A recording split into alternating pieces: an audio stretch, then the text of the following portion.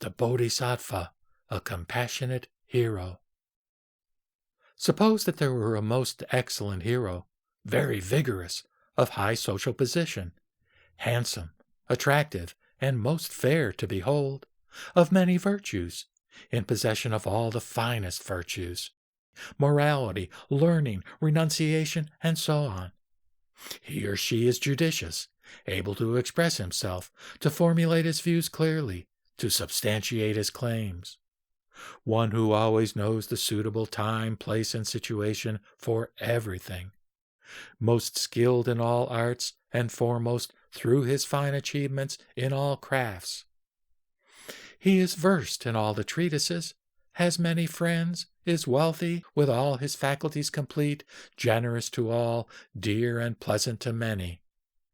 Any work he might undertake, he manages to complete. He speaks methodically, and shares his great riches with the many, honors what should be honored, reveres what should be revered, worships what should be worshipped. Would such a person feel ever-increasing joy and rest?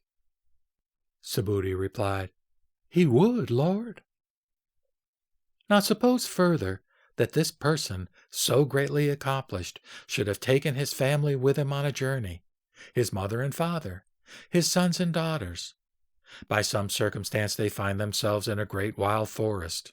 The foolish ones among them would feel fright, terror, and hair-raising fear. He or she, however, would fearlessly say to their family, Do not be afraid. I shall soon take you safely and securely out of this terrible and frightening forest. I shall soon set you free. If then more and more hostile and inimical forces should arise up against him in that forest, would this heroic person decide to abandon his family and to take himself alone out of this terrible and frightening forest?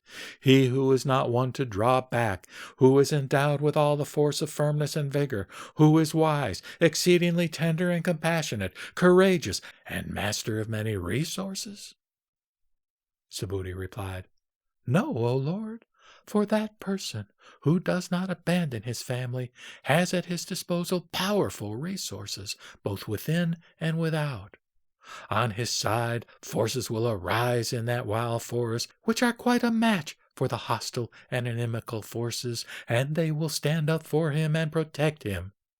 Those enemies and adversaries of his who look for a weak spot, who seek for a weak spot, will not gain any hold over him or her.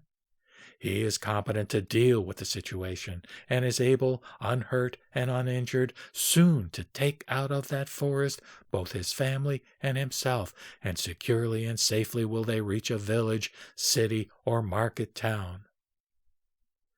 Just so, Subhuti, is it with a bodhisattva who is full of pity and concerned with the welfare of all beings, who dwells in friendliness, compassion, sympathetic joy, and even-mindedness.